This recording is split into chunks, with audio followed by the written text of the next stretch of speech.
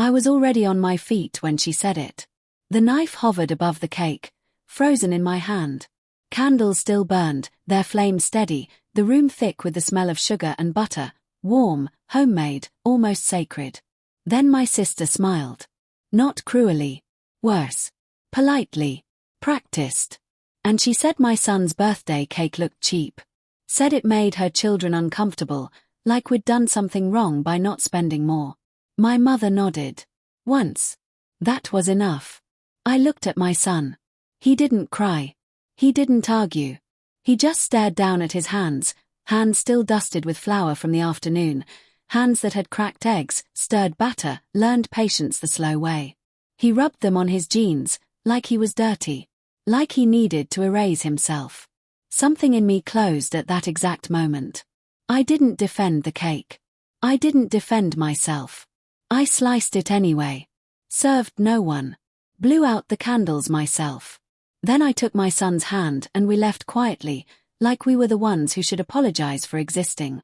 That was the beginning. Not loud. Not dramatic. Surgical. Because betrayal doesn't always shout. Sometimes it smiles across a dinner table. Once, my sister and I had been close enough to know each other's soft spots, close enough to swear loyalty like it was permanent. She was always louder. I was always steadier. She took. I built.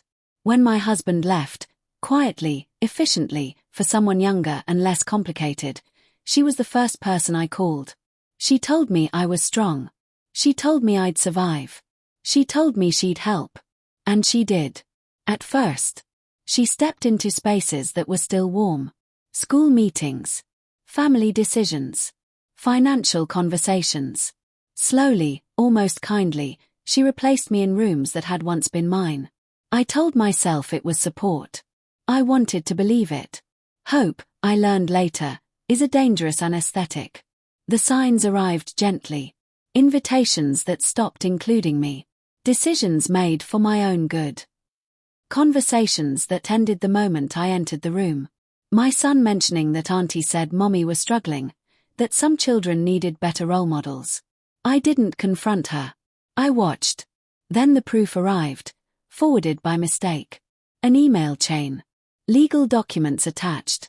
My sister's name listed as emergency guardian for my son. Signed by my mother. Drafted by a lawyer I had never met. They weren't just judging me. They were replacing me. I didn't scream. I didn't cry. I closed the laptop and made tea. That was when the planning began. Revenge isn't rage. It's patience with direction. I gathered everything. Bank statements, messages, old voice notes. I remembered every favor, every loan, every conversation where she thought I wasn't listening. I met with a lawyer quietly. Learned my options. Learned how easily people expose themselves when they think they've already won. I rebuilt my finances in silence. Worked nights. Sold what I didn't need. Saved relentlessly. I documented my parenting with care, every school event, every doctor visit, every birthday cake baked by hand. I let my sister believe I was still drowning. That was the key. 3 months later, the call came. She was crying, real tears this time, panic sharp in her voice. Her husband was under investigation. Financial misconduct. Assets frozen. Accounts locked. And suddenly, she needed me. My records. My statements. My testimony. She said, "We're family." I invited her to dinner. Same table. Same house. Different power. She talked fast, words tumbling over each other. I listened slowly. Let her speak herself into the corner she didn't realize she was standing in. Then I stood. I told her about the lawyer. The guardianship papers. The emails. I told her that every conversation she'd had about me was now documented. I slid the folder across the table, thin, precise, devastating. My mother reached for it. Her hands shook. I never raised my voice. I told them I had already submitted my statement. That the investigation would continue without my involvement. That I had formally revoked any implied consent regarding my son. Then I looked at my sister and said, "He found out who tried to take his place." Her face collapsed slowly, like a structure designed to fail all at once. We don't speak now. My mother tried to apologize later. I accepted nothing. Silence is cleaner. My son still helps me bake.